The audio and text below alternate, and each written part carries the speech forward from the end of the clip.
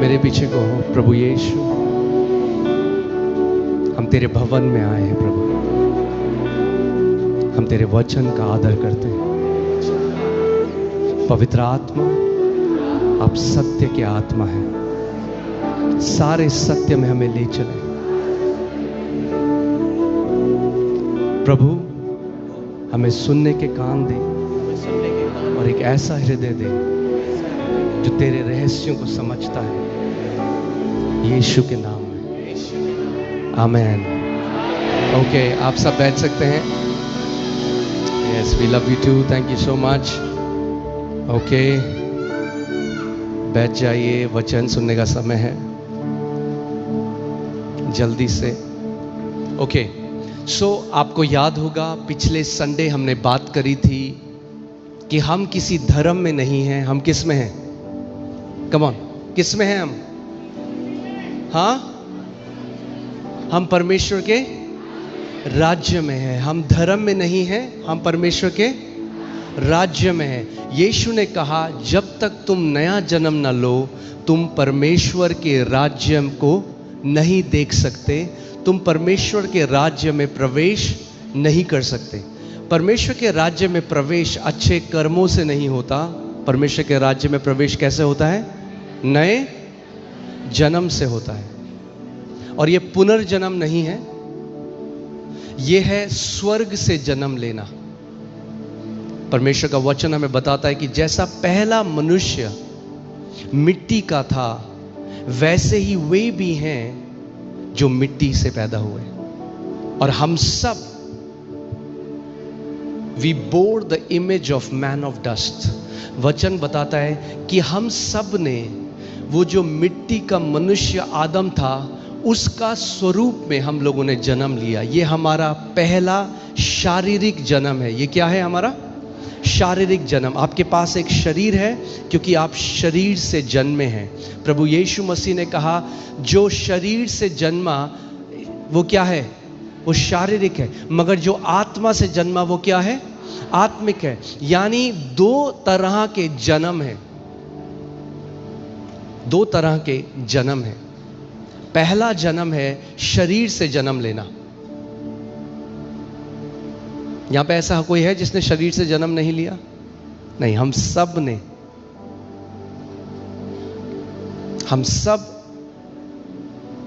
ने शरीर से जन्म लिया।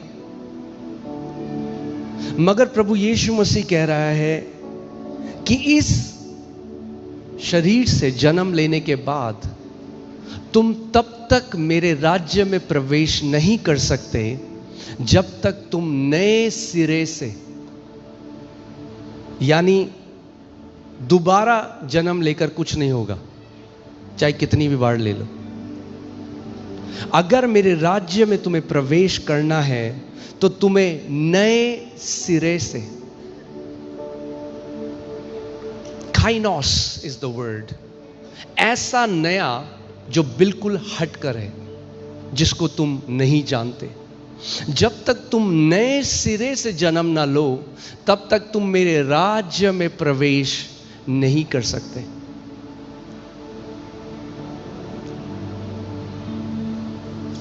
और जैसे शरीर में हमने जन्म लिया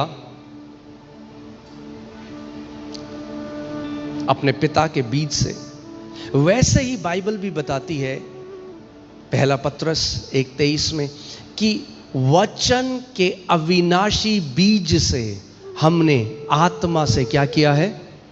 नया जन्म लिया है। जब आपने प्रभु यीशु मसीह को जाना, जब यह प्रकाशन आपके जीवन में आया, तो हमने नए सिरे से जन्म लिया। हम आत्मा से जन्मे। जैसे आप शरीर से जन्मे वैसे ही हम क्या हुआ? हम आत्मा से जन्मे। और जब हम आत्मा से जन्मे तो हम कौन से राज्य में जन्मे? परमेश्वर के राज्य में जन्मे। शरीर में जिस देश में आप पैदा हुए, जिस कुल में आप पैदा हुए, अगर कोई ब्राह्मण परिवार में पैदा हुआ तो वो ब्राह्मण है। अगर कोई जैन परिवार में पैदा हुआ तो वो जैन, मगर वो जो हमारी पहचान है वो कैसी है? वो शारीरिक पहचान है। जो हमारी आइडेंटिटी है, जो हमारी पहचान है, ये मिट्टी की पहचान है। और आज आप देखेंगे सारी लड़ाइयां किसको है? हम ऊंची जात, हम नीची जात, चाहे कितनी भी ऊंची हो, स्वर्ग के राज्य में ऊंची जात प्रवेश नहीं कर सकती। हेवन डज नॉट रिकॉग्नाइज, स्वर्ग नहीं फर्क पड़ता क्या जात है, क्या है, क्या टाइटल है आपका, कितना महान आपका नाम था, कितनी बड़ी जात आपकी है, स्वर्ग को कोई फर्क नहीं पड़ता उससे। ये जो काम है, ये फॉलन मैन, ये उस मनुष्य के काम है जो गिर गया। सो आज किस में घमंड करते हैं लोग? आज लड़ाइयां क्यों हैं? इसी चीज में तो है। मैं ये हूं, मैं फलाना हूं। लोग स्टिकर लगा देते हैं गाड़ी के पीछे। वो हमारी नीचे की पहचान है। सो सारा जो आपका सरनेम है, आप कौन से देश के नागरिक हो, ये सारी आपकी पृथ्वी की पहचान है।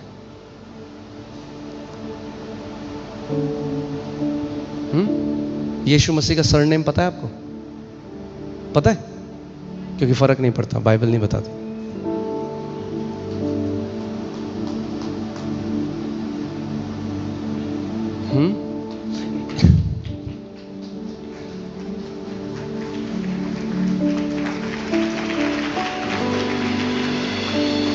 कुछ लोगों को अपने लास्ट नेम में बहुत घमंड है।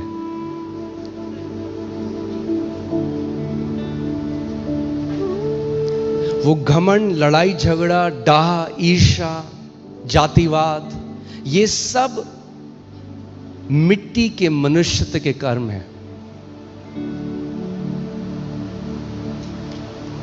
मगर जब आपने नए सिरे से जन्म लिया, जब आपने परमेश्वर से जन्म लिया, तो जो उसका लास्ट नेम है वही आपका भी लास्ट नेम है।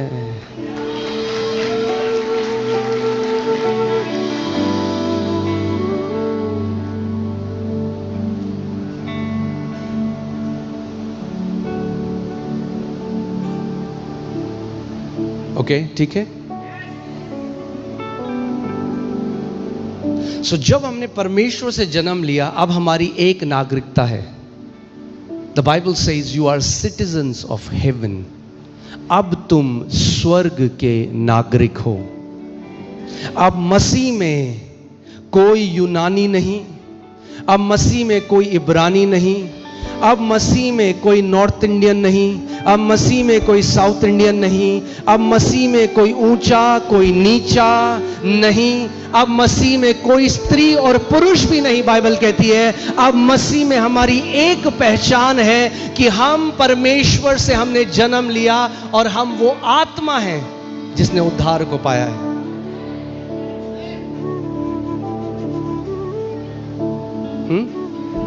आज भी क्या होता है, जब कई बारी कुछ परिवार आते हैं शादी के लिए अपने बच्चों के, तो कहते हैं हमारे प्लीज हमारे आप कास्ट का लड़का देखना, कास्ट की लड़की देखना। इससे मुझे क्या समझ आता है कि अभी किस में है? ईसाईयत में है। अभी राज्य में प्रवेश नहीं किया है, राज्य की तरह नहीं सोचते, अभी मिट्टी की तरह सोच रहे हैं। हाँ, मसीह में आ गए भाई, हमारी जाति, अरे अब हम यहूदा के गोत्र के हैं, यही हमारा गोत्र है, एक ही जाति है। और ऐसे सोचोगे, नीची सोच, ये तुम्हारे परमेश्वर की सोच नहीं, ये तुम्हारे पिता की सोच नहीं।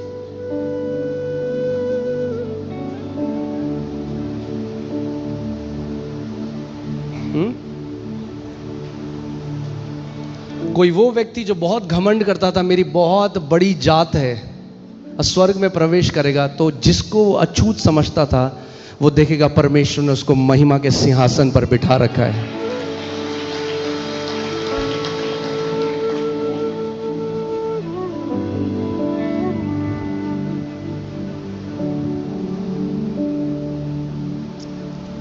वचन कहता है अब अगर हमें घमंड करना है तो हम एक बात में घमंड करेंगे कि हम यहोवा को जानते हैं,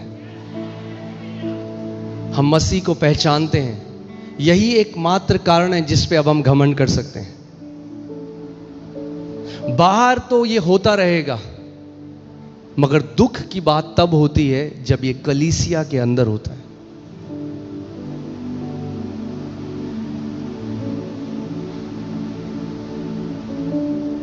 अरे तुम पंजाबी, हम भी पंजाबी, आओ यहां साथ में बैठे हैं। अरे तुम मलयाली, हम भी मलयाली, आओ साथ में बैठे हैं। अरे कोई मलयाली पंजाबी नहीं, एक परिवार हो अब आप मसीह में।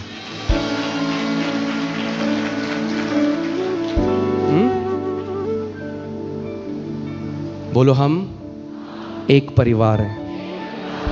मगर जब तक अपनी जाति को ऊपर रखोगे, कभी भी मसीह का जो महिमा का धन है उसे पहचान नहीं पाओगे। समझ में नहीं आएगा ये क्या, क्यों नहीं परमेश्वर प्रकाशन खोल रहा, क्यों नहीं मेरा जीवन बदल रहा। प्रभु कहेगा क्योंकि तू मिट्टी की तरह सोच रहा है अभी भी। उसका वचन कहता है, अभी मैं बह रहा हूं, फिर वर्ड में चलेंगे, ठीक है। पुट यशाया 55 उसका 8 लगाइए। यशाया आइज़ाया 55 वर्स 8। यहां क्या लिखा है? क्योंकि यहोवा कहता है मेरे विचार और तुम्हारे विचार एक समान नहीं हैं, ना तुम्हारी गति और मेरी गति, यानी यूं तुम्हारे काम करने का तरीका, योर वेज, मेरी तरह नहीं सोचते। तुम मेरी तरह नहीं सोचते। कई मसीह लोग हैं जिन्होंने नया जन्म तो ले लिया, परमेश्वर से जन्म ले लिया, मगर अभी भी उनका सोचने का तरीका नहीं बदला। आप जानते हैं, आप हैरान हो जाएंगे, मुझे किसी ने बताया एक जगह है, मैं जगह तो नहीं बोलूंगा, पर एक जगह है, एक कलीसिया है जहां केवल वो कहते हैं ये ऊंची जात वाले आ सकते हैं।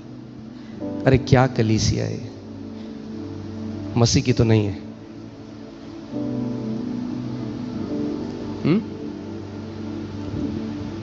सो प्रभु कह रहा है कि तुम्हारा सोचने का नजरिया, तुम्हारा सोच, तुम्हारे विचार, मेरे विचार एक जैसे नहीं है।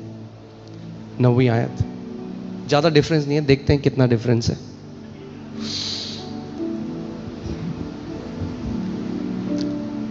क्योंकि मेरी और तुम्हारी गति में और मेरे और तुम्हारे सोच विचारों में आकाश और पृथ्वी का अंतर है। जब प्रभु देखता है कि कैसे विचार हम करें, तो प्रभु कहता है, इंग्लिश बाइबल सेज हेवेंस, स्वर्ग और पृथ्वी में जितना अंतर है, प्रभु कह रहा है बस इतना ही अंतर है तुम्हारे विचारों में और मेरे विचारों में। मगर याद रखना, हमारे जो विचार हैं वो क्या बनते हैं? हमारे शब्द। परमेश्वर के जो विचार हैं वो क्या बन गए? परमेश्वर के शब्द। और परमेश्वर के शब्द जो उसका वचन है आज हमारे पास है। तो जब हम वचन को पढ़ते हैं, उस पर मनन करते हैं, तब हमें समझ में आता है कि ये क्या है, ये परमेश्वर के विचार है। तो अगर आज तक करा है हम ये, हम वो, हम अलाड़ा, हम फलाना, प्रभु कह रहा हटा इसको। तू मेरा बेटा है, तू मेरी बेटी है, यही तेरी पहचान है। अब आप जानते हैं इंडिया में डुअल सिटीजनशिप नहीं है। डुअल सिटीजनशिप का मतलब समझते हैं आप? अगर किसी को फॉर एग्जांपल किसी और देश का नागरिक बनना है, सपोज कनाडा का बनना है, हाँ, अगर मुझे कनाडा का नागरिक बनना है तो मुझे अपना इंडिया का जो पासपोर्ट है उसको सरेंडर करना पड़ेगा। मैं दोनों पासपोर्ट नहीं रख सकता। जब मैं कनाडा का सिटीजनशिप ले लूंगा, इंडिया की सरेंडर करूंगा, यानी अब मेरी पहचान इंडियन नहीं, मैं उस पहचान को सरेंडर करता हूं, कनाडा की पहचान को लेकर कनाडा में प्रवेश करता हूं। प्रभु कह रहा है तुझे अपनी इंसानी पहचान को तू समर्पण कर, और जो पहचान मैंने तुझे दी है उसको ले, और तब मेरे राज्य में तू प्रवेश करे। तब तू मेरी तरह सोचना शुरू करेगा। तब तू मेरी तरह चलना शुरू करेगा, तब तू चीजों को मेरी तरह देखना शुरू करेगा। वरना जिंदगी भर वैसा ही सोचेगा जैसे मिट्टी के लोग सोच रहे हैं।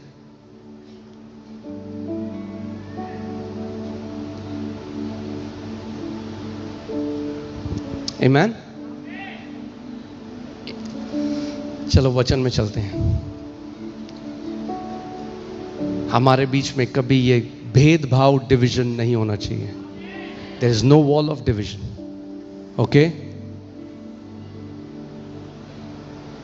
हम मसीह में एक परिवार हैं।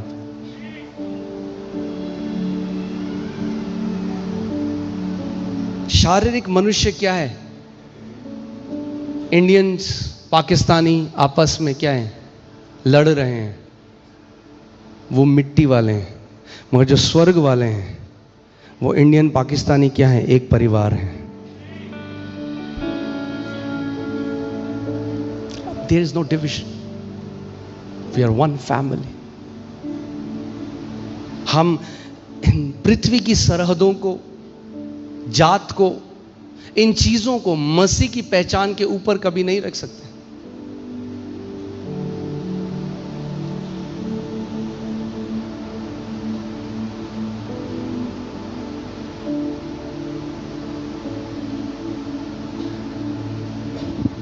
आमीन। चलो चलते हैं वचन में। तो मैंने आपको बताया हम धर्म में नहीं है, हम किस में हैं? परमेश्वर के राज्य में हैं। और अगर हम परमेश्वर के राज्य में हैं, ये एक ऐसा राज्य है जहां आप एक उत्तराधिकारी की तरह जियोगे। ये ऐसा राज्य है जो सामर्थ का राज्य है, बातों का राज्य नहीं है, कथा का राज्य नहीं है। किसका राज्य है? सामर्थ का राज्य। मगर अगर ये राज्य सामर्थ का है तो हमें पता होना चाहिए कि इस राज्य में कैसे, इसके प्रोटोकॉल्स क्या हैं। हर एक राज्य के कुछ प्रोटोकॉल्स होते हैं। इस राज्य में भी कुछ प्रोटोकॉल्स हैं, and we should know those protocols.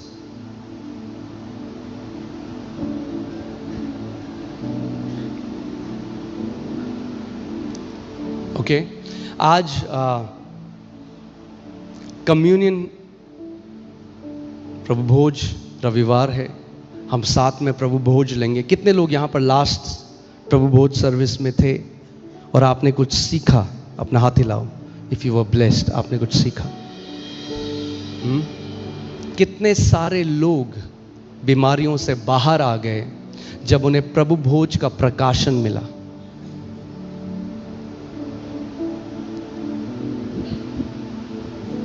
तो आज मैं आपको प्रभु भोज का एक अलग एस्पेक्ट बताऊंगा कि कैसे प्रभु भोज, कम्युनियन, इज कनेक्टेड टू टाइदिंग, और कैसे परमेश्वर आपको हर कमी घटी से निकालकर हर प्रकार का अनुग्रह आपके ऊपर उंडेलेगा, कि ताकि आपके पास हर समय बहुतायत हो परमेश्वर के कार्य को करने के लिए। That means no lack. आमीन। No lack.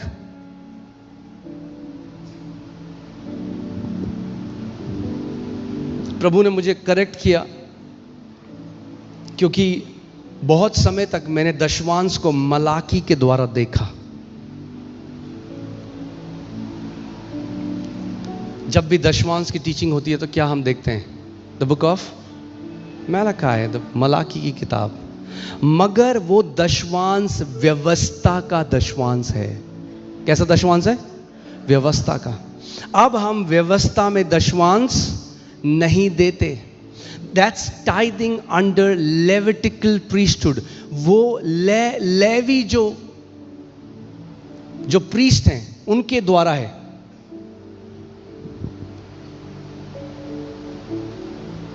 अब हम उसके द्वारा नहीं देते।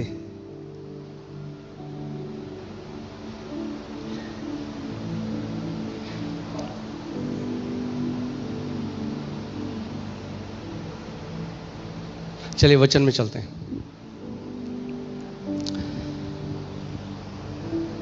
आप का ब्लेसिंग में चलना जुड़ा हुआ है उस प्रकाशन से कि आप अपने राजा को कितना पहचानते हो। मैं फिर से बोलूंगा, आपका ब्लेसिंग में चलना, एक ब्लेस्ड लाइफ जीना कनेक्टेड है इस बात से कि आप अपने राजा को कितना पहचानते हो। The Bible says grace and peace will be multiplied according to the knowledge of God. जैसे परमेश्वर के ज्ञान में बढ़ोगे, अनुग्रह बढ़ता जाएगा, शांति बढ़ती जाएगी। ओके? सो यहां पे इब्रानी 5:10 से 14 में लिखा है, और उसे परमेश्वर की ओर से मेल्कीजेदेक की रीति पर महायाजक का पद मिला।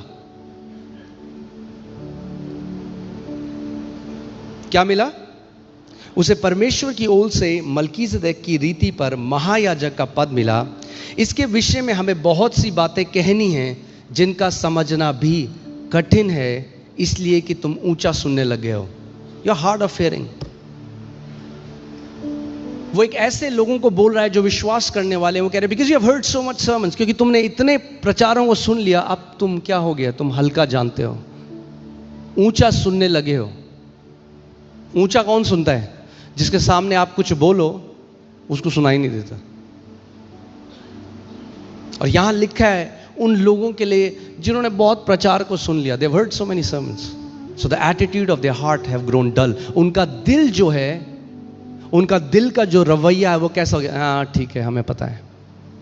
वो कहता है इसीलिए राज्य की कठिन बातें तुम्हें नहीं समझा सकते हम। तुम दूध तो पी लोगे, तुम आसान बात तो समझ लोगे, मगर जो कठिन बात है वो नहीं तुम्हें समझा सके, क्योंकि तुम ऊंचा सुनने लगे हो। Your ears have grown dull of hearing. और किसके विषय में बात कर रहा है वो? मल्कीजेदेक के बारे में। बोलो मल्कीजेदेक।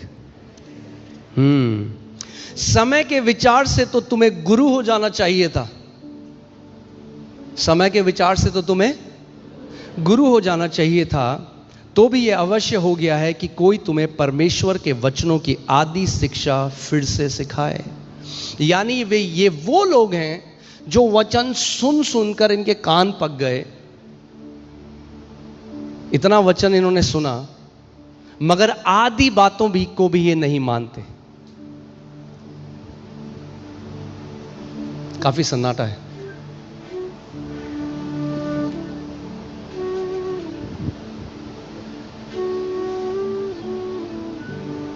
आमीन।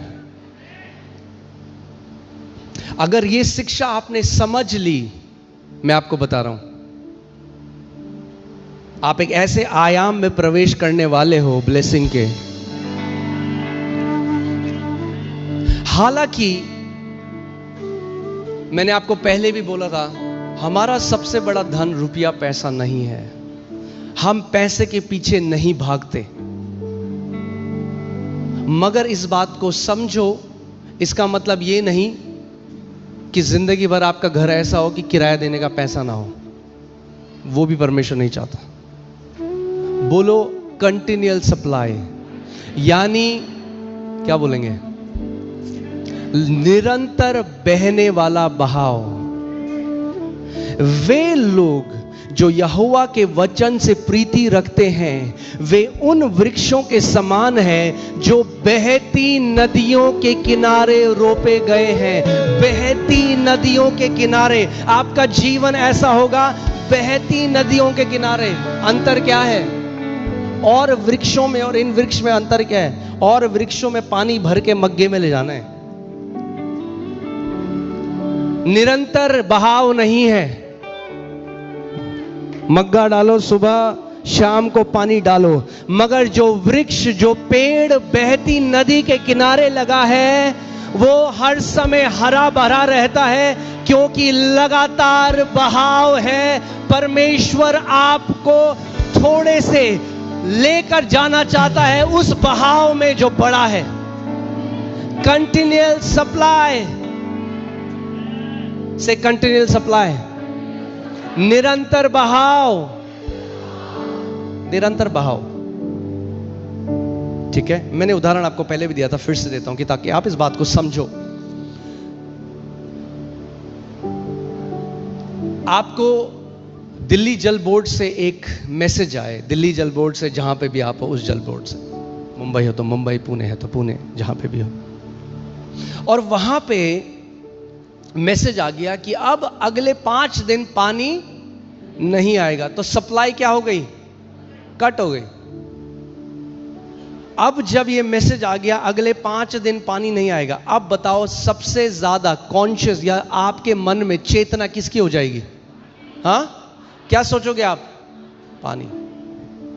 सबसे पहले घर में आप बोले अरे नहाना मत तुम कुछ दिन तक, नहाना नहीं क्योंकि सप्लाई नहीं है, नहाना मत। कुछ लोगों को प्रॉब्लम नहीं होगी उससे।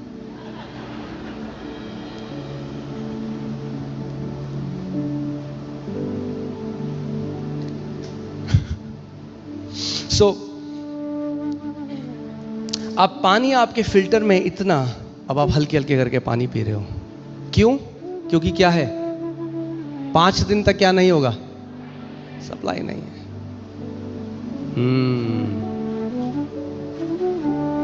हर समय आप किसकी बात कर रहे हो? बाहर सोसाइटी के बाहर चेयर लगा के 10 लोग बैठे हैं, क्या बात चल रही है? पानी।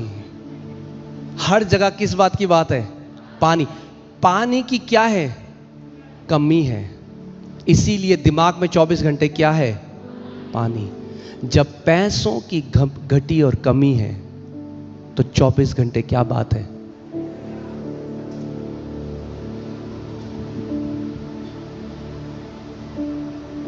अरे डायरी में लिखो 2 रुपए खर्च कर देंगे, 5 रुपए।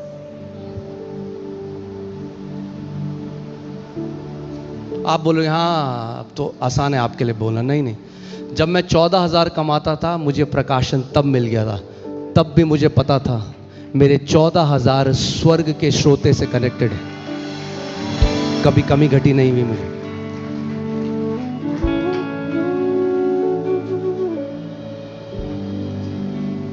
यीशु जानता था वो किस राज्य में है। चेलों ने बोला देख कितनी भीड़ है, भूखे हैं, खाने को नहीं है, 3 दिन हो गए। बोले क्या है? कुछ नहीं है, 5 रोटियां हैं, 2 मछली हैं, कोई कमी घटी की बात नहीं। क्योंकि जानता है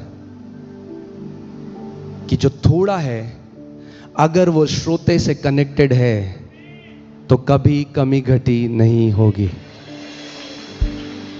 और ना केवल उसने 5 रोटी और 2 मछली से 10,000 की भीड़ को खिलाया, उसके बाद 12 टोकरे और बच गए। क्या वो बचाना क्या कहीं आपने पढ़ा यीशु ने लोगों को एक काम करो, हर किसी को बोलो केवल 1 रोटी खाना? बोला कहीं? अच्छा एक काम करो केवल 2 रोटी देना सबको। बोला, छक के खाया उन्होंने, 12 टोकरी बच गई। जब उस बहाव के नीचे आ जाओगे सब कुछ हो जाएगा, तब भी बहुत बच जाएगा आपके जीवन में।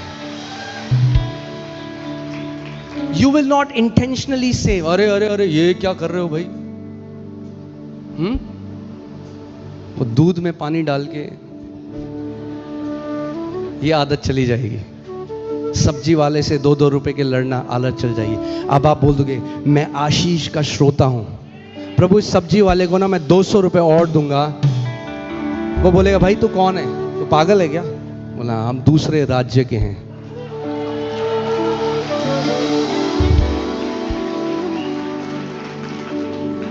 जब मन्ना परमेश्वर गिराता था तो प्रभु ने कहा था रोज मन्ना दूंगा। क्या दूंगा? रोज दूंगा। मगर कुछ थे लोग वहां जमा कर लिया। जब जमा कर लिया अगले दिन वो क्या हुआ? मन्ना सड़ गया। और परमेश्वर का वचन कहता है ऐसे कुछ लोग हैं जो जरूरत से ज्यादा बटोरते हैं और वो उनके जीवन में क्या ले आता है? कमी घटी। और ऐसे लोग हैं जो थोड़े में रहते हैं और कभी कमी घटी नहीं होती। आपका जो फाइनेंशियल स्टेटस है, जैसा आपका आर्थिक हालत है, वो प्रकाशन से जुड़ी है। याद रखना, गरीबी कभी भी हाथ से नहीं जाती। पैसा देकर आप गरीबी कभी नहीं हटा सकते, कभी नहीं। वरना यीशु मसीह पैसा बांटता फिरता, उसने कहा गरीबों को सुसमाचार चाहिए, सुसमाचार।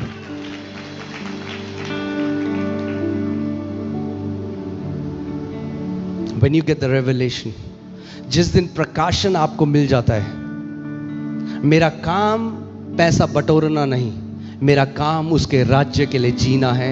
और जब मैं उसके राज्य के लिए जीता हूं, जब मैं उसकी बातों पर को प्रिय जानता हूं, when I delight, जब मैं प्रेम करने लग जाता हूं उसके वचन से, तो वो मुझे एक ऐसा पेड़ बना देता है जो बहती नदियों के किनारे लगाया गया है। मैं हमेशा उदाहरण देता हूं।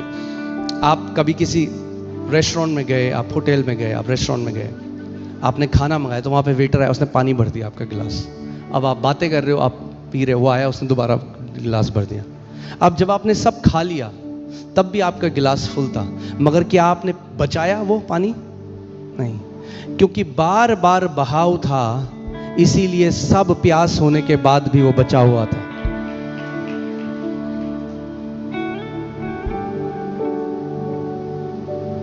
You have to get this revelation.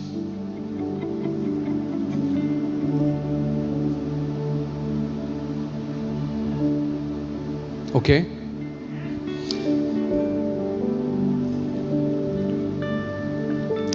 तुम तो ऐसे हो गए हो कि तुम्हें अन्न के बदले अब तक दूध ही चाहिए, क्योंकि दूध पीने वाले बच्चे को तो धर्म के ज्ञान, धार्मिकता है होना चाहिए। यहाँ पे धार्मिकता के वचन की पहचान नहीं होती, क्योंकि वह बालक है। पर अन्न सयानों के लिए है, जिनकी ज्ञानेंद्रियां अभ्यास करते करते भले बुरे में भेद करने में निपुण हो गई हैं। दैट मीन्स जो मैच्योरिटी है, जो सयानापन है, वो धार्मिकता के वचन से जुड़ा हुआ है। किससे जुड़ा हुआ है? धार्मिकता के वचन से। That means if you don't understand righteousness, you are a babe in the kingdom. अगर धार्मिकता का वचन आप नहीं पहचानते, तो आप क्या हो? एक बालक हो। और परमेश्वर का वचन कह रहा है कि आप अन्न नहीं खा सकते, अभी आपको दूध चाहिए। और ये उन लोगों के लिए लिखा है जो अब सुनते सुनते वचन को सुनते सुनते सयाने हो गए।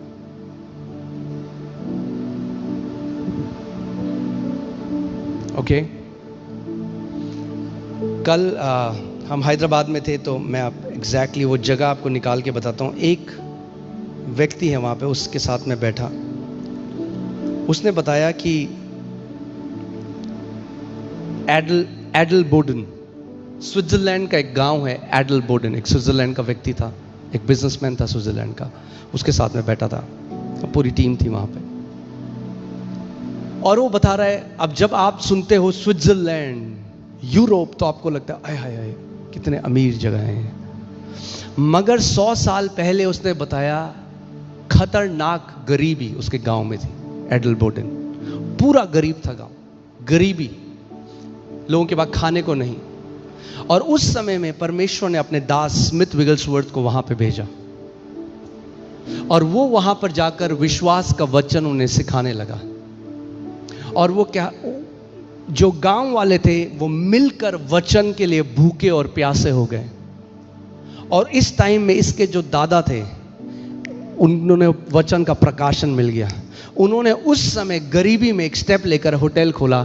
आज दुनिया का सबसे एक्सपेंसिव होटल है वो, उसके दादा का। और आज वो जो गांव है पूरा, वो बहुत ही ब्लेस्ड, मतलब बहुत ही रिच लोग वहां रहते।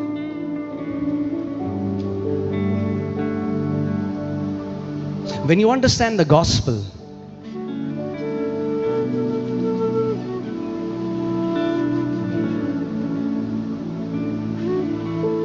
क्यों दशवांश जो परमेश्वर ने रखा है, आपको समझना है। हम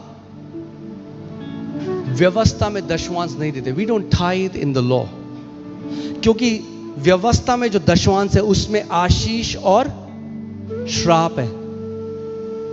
व्यवस्था में क्या था? अगर आपने दिया तो आप आशीषित हो, अगर आपने नहीं दिया तो आप क्या हो? आप श्रापित हो।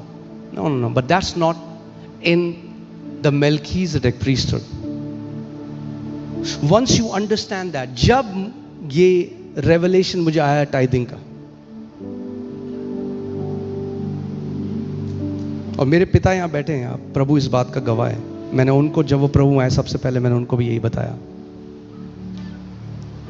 अपने बच्चों को भी वही बताऊंगा जो आपको बता रहा हूं, क्योंकि मेरा विवेक परमेश्वर के सामने शुद्ध है कि जब ये वचन आपको सिखाया जाता है, ये इसलिए नहीं है कि आपसे कुछ निकाला जाए, ये इसलिए है कि आप उस ब्लेसिंग में चल सको, एक ब्लेस लाइफ जी सको। आपकी मुट्ठी लेने के लिए नहीं, आपकी मुट्ठी हमेशा देने के लिए बढ़े, क्योंकि ये प्रतिज्ञा परमेश्वर के लोगों के लिए है। ओके, सो अब गलातियों 3:5 से हम पढ़ेंगे, जो तुम्हें आत्मा दान करता और तुम में सामर्थ के कार्य करता है, क्या वह व्यवस्था के कामों से या सुसमाचार पर विश्वास से ऐसा करता है? परमेश्वर क्या करता है? He supplies the Spirit, आत्मा देता है, सामर्थ के काम करता है। कितने लोग चाहते हैं उनके जीवन में सामर्थ के काम हो? Works miracles. वो कैसे करता है? क्या व्यवस्था के कामों से करता है या सुसमाचार पर विश्वास करने से करता है? That means you have to understand, आपको ये समझना है कि हर एक ब्लेसिंग जो है, हर एक प्रॉमिस जो है, हर एक प्रतिज्ञा जो है नए नियम में, it is not connected to doing, it is connected to believing. वो करने से नहीं, वो विश्वास से जुड़ी हुई है। ओके? कई लोग कहते हैं आप एक काम करो, आप लंबा उपवास करो। उन्होंने कर दिया लंबा उपवास, कुछ नहीं हुआ। उपवास करना जरूरी है, मगर वो अलग काम के लिए, इसको आपको समझना है। अब्राहम ने तो परमेश्वर पर विश्वास किया और यह उसके लिए धार्मिकता गिनी गई। जब आप परमेश्वर पर हमने विश्वास किया तो हमारे लिए क्या गिना गया? धार्मिकता गिनी गई। अतः यह जान लो कि जो विश्वास करने वाले हैं वे ही अब्राहम की संतान हैं। कितने लोग विश्वास करने वाले हैं यहां पे? बाइबल कह रही है हम क्या हैं? अब्राहम की संतान है। That means he is our example. इसका मतलब वो हमारा उदाहरण है। हम विश्वास में कैसे चलना है अब्राहम के जीवन से सीख सकते हैं। ओके? और याद रखना इस बात को, शैतान कभी नहीं चाहता ये शिक्षा आप समझो और सीखो। वो लड़ेगा, रोकेगा आपको, लड़ेगा, क्योंकि उसको पता है जिस दिन आप ये जान गए आप फाइनेंशियली फ्री हो जाओगे।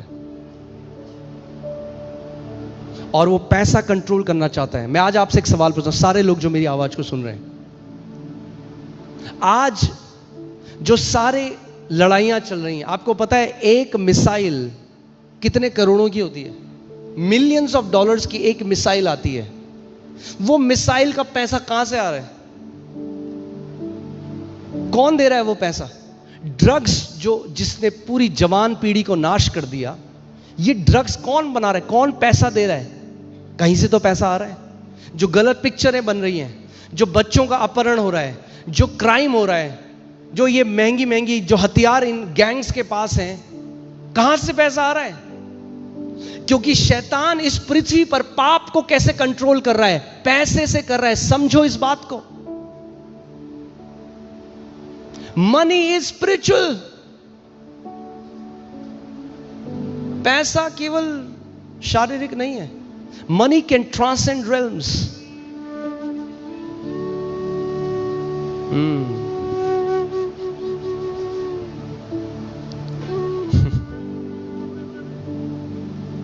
काफी सन्नाटा है आज, समझ रहे हैं आप?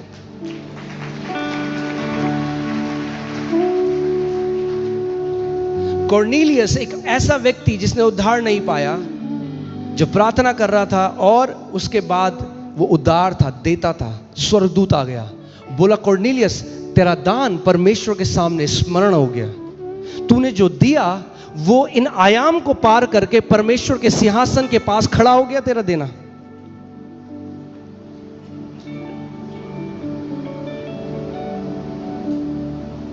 पैसे की कोई इटर्नल वैल्यू नहीं है, पैसे की कोई अनंत की कीमत नहीं है, मगर जब आप उस पैसे को एक ऐसे राज्य में डाल देते हो जो अविनाशी है, जो आपका पैसा था वो बीज बन जाता है जो अनंत तक याद किया जाएगा।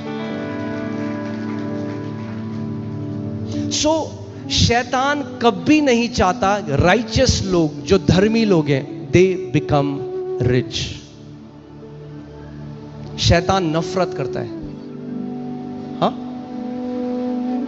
आज आप जहां यहां बैठे हो, ये जो करोड़ों की बिल्डिंग बनी, क्या हुआ? जब धर्मी लोगों के हाथ में पैसा आया। आज स्कूल है, कई जगह हॉस्पिटल्स बने हैं। कुछ लोग जो शैतान के राज्य में हैं, उस पैसे से वो क्या कर रहे हैं? वो सारे गलत काम कर रहे हैं। जब वही पैसा धर्मी लोगों के हाथों में आता है तो परमेश्वर का राज्य बढ़ता है।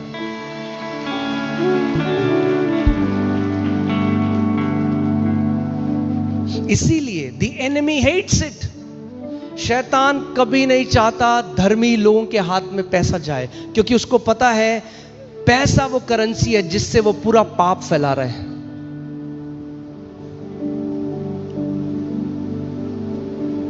अब इमेजिन करो, एक व्यक्ति था जो ड्रग्स का हेड था, जो सारा पैसा दे रहा था ड्रग करने। अब वो मसीह में आ गया, क्या होगा? वो पूरा जो गैंग था वो बंद हो जाएगा। वो जो पैसा था जो वो गलत काम के लिए कर रहा था, अब वो परमेश्वर के राज्य में लगाएगा।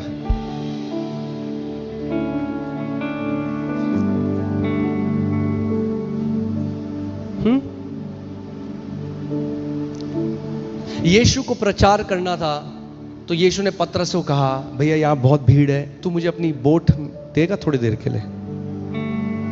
तो बोट में खड़ा होके प्रचार किया।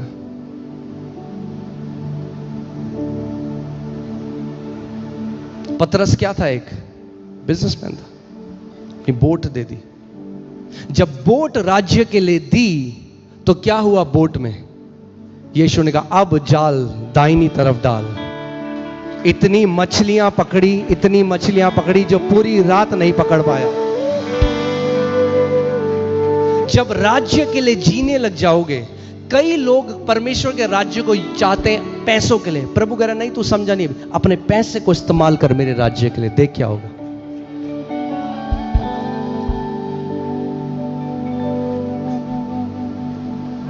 Money is the least. We are not after money. Hear me carefully. It's a tool. It's a tool. जिस दिन आप इस बात को समझ जाओगे,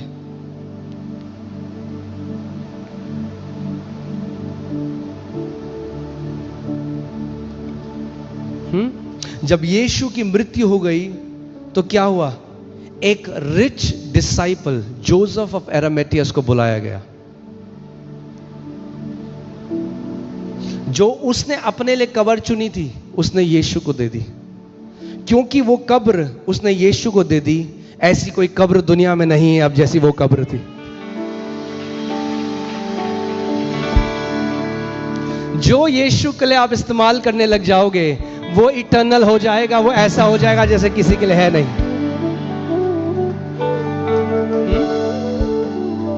ये शरीर, ये ना, बाइबल कहती है, पौलुस कहता है, our external man is perishing. हमारा जो बाहरी मनुष्यता है वो तो डिके हो रहा है, नाश हो रहा है।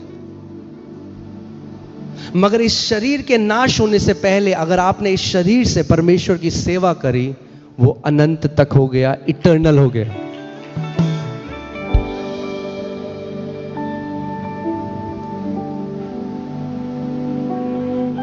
सो केवल पैसा नहीं खर्च करना, अपने आप को भी खर्च करना है। मैंने कहा अपने आप को खर्च करना है परमेश्वर के राज्य के लिए। You are the biggest investment. पौलुस मैसेडोनियंस के लिए कहता है पहले उन्होंने अपने आप को दिया, फिर उनके पास जो था उन्होंने परमेश्वर के राज्य के लिए दिया, मगर पहले अपने आप को दिया।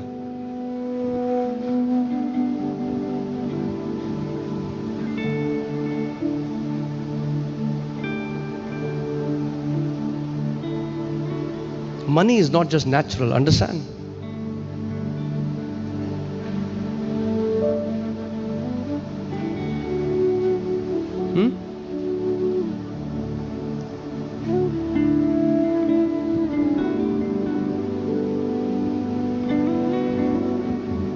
मैं चाहता हूं आप इस बात को समझो, प्रभु आपकी ये अंडरस्टैंडिंग खोले।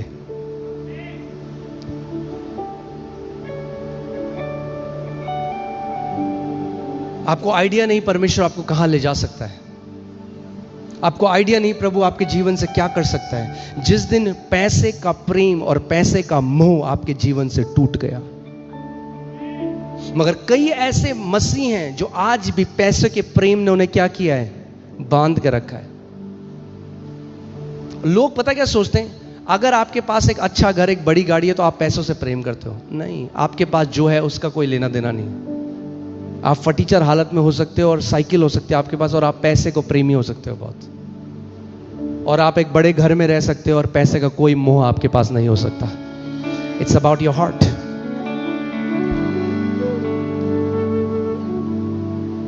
मैंने आपको क्या बोला था, जब कनेक्शन कट जाएगा तो किसके बारे में सोचोगे? केवल किसके बारे में सोचोगे? किसके बारे में सोचोगे? पानी के बारे में। जब पैसे का कनेक्शन कटा हुआ है तो किसके बारे में सोचोगे? One time the lord told me, what you think about all the time, that is what you worship. प्रभु ने मुझसे कहा, मेरे बेटे, जिसके बारे में तू पूरे दिन सोचता है उसी की तू आराधना करता है, उसकी नहीं जिसके तू संडे के लिए गाना गाता है।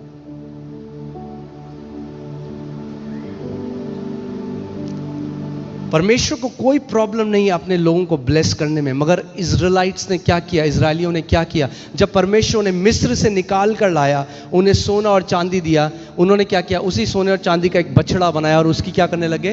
आराधना करने लगे। प्रॉब्लम तब है जब उन आशीषों की आप आराधना करने लग जाओ और उसको भूल जाओ जो आशीष देने वाला है।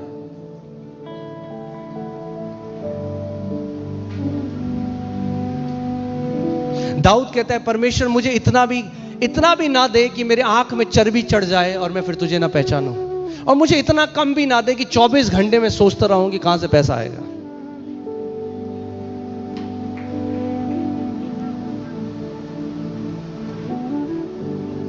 Okay, when you understand this, जब आप इस बात को समझोगे, जो पैसे का प्रेम है, पैसे का मोह है, वो आपके जीवन से हट जाएगा। आप किसी, यीशु ने क्यों कहा? तो यीशु ने कहा, तुम पैसे की और मेरी और परमेश्वर की एक साथ क्या नहीं कर सकते? सेवा नहीं कर सकते। यानी आपको पता भी नहीं चलेगा, पैसा परमेश्वर की जगह ले सकता है आपके जीवन में। कैसा? परमेश्वर से हमें क्या आती है? आप सुरक्षित फील करते हो जब परमेश्वर आपके साथ है। कई लोगों के साथ क्या होता है, that security can be transferred, वो सुरक्षा ट्रांसफर हो सकती है। और आप कहते हो, क्योंकि मेरे अकाउंट में 8 लाख है, क्योंकि मेरे अकाउंट में 50 लाख है, क्योंकि मेरे अकाउंट में 5 करोड़ है, मैं बहुत सुरक्षित हूं।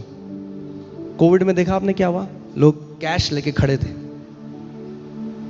कोई हमें एक सिलेंडर दे दो, पैसा नहीं बचा पाया उन्हें। पैसा नहीं बचा सकता आपको।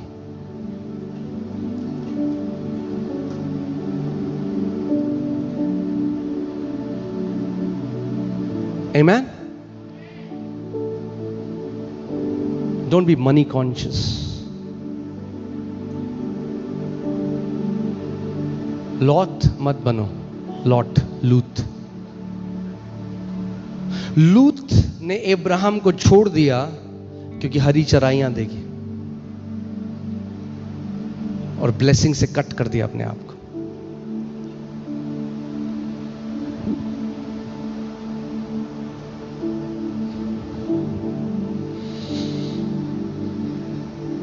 इब्रानी 6:13 से 15 हम पढ़ेंगे। मेरे साथ इसको पढ़ोगे आप, ठीक है? ऑलराइट। परमेश्वर ने अब्राहम से प्रतिज्ञा करते समय जब शपथ खाने के लिए किसी को अपने से बड़ा ना पाया, तो अपनी ही शपथ खाकर कहा, मैं सचमुच तुझे बहुत आशीष दूंगा और तेरी संतान को बढ़ाता जाऊंगा। और इस रीति से उसने धीरज धरकर प्रतिज्ञा की हुई बात प्राप्त करी। और विश्वास में आप किसकी संतान हो? अब्राहम की। तो परमेश्वर कह रहा है, जब उसे शपथ खाने से अपने से ऊपर कोई ना मिला, उसने अपनी शपथ खाकर कहा, मैं तुझे आशीषित और महान रीति से आशीषित करूंगा। हालेलुया। जिस दिन आप इस बात पर बस भरोसा कर लोगे, because it's not about doing, it's about believing. In blessing I will bless you, in blessing I will bless you. जिस दिन आप इस बात को समझ जाओगे कि मेरी आशीष परमेश्वर से आती है,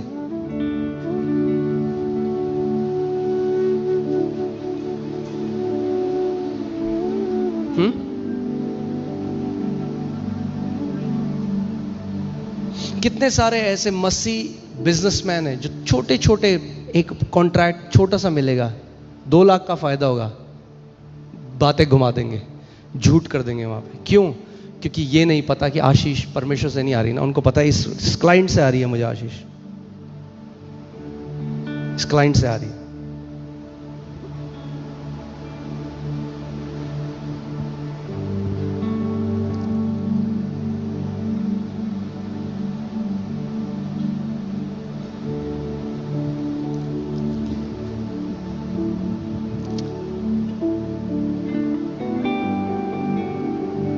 Do you know money is a spiritual warfare?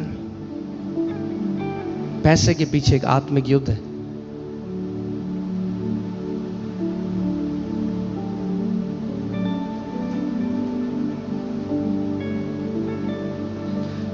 ध्यान से मेरी बात सुनो आज। And I can feel this resistance. मुझे पता है शैतान नहीं करेगा आपको। अभी बोलो वीजा, हालेलुया हालेलुया। 2 तरीके के लोग हैं। एक जो अपना पैसे का इस्तेमाल करते हैं यीशु के लिए, और दूसरे जो यीशु का इस्तेमाल करते हैं पैसों के लिए। यू हैव टू डिसाइड आप कौन से हो।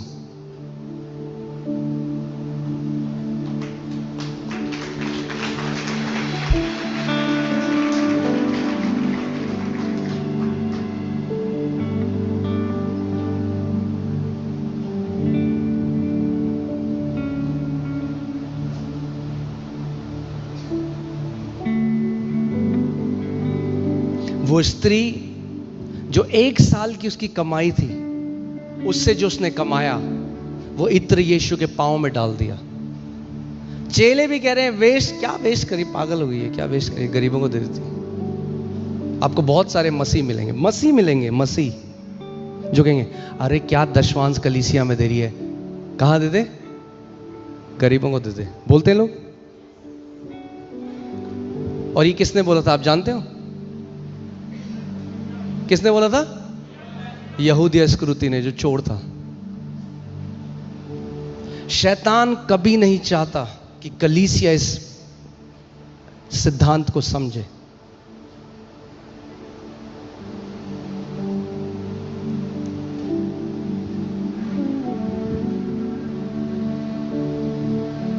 Okay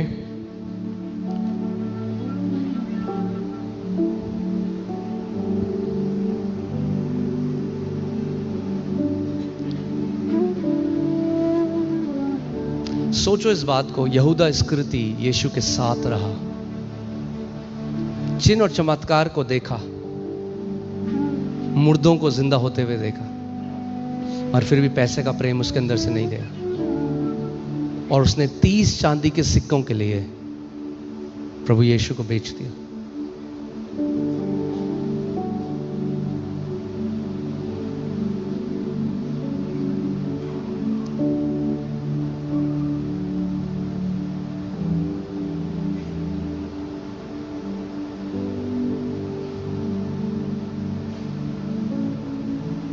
How much of you are spent for the kingdom? आप कितने परमेश्वर के राज्य के लिए खर्च होना चाहते हो?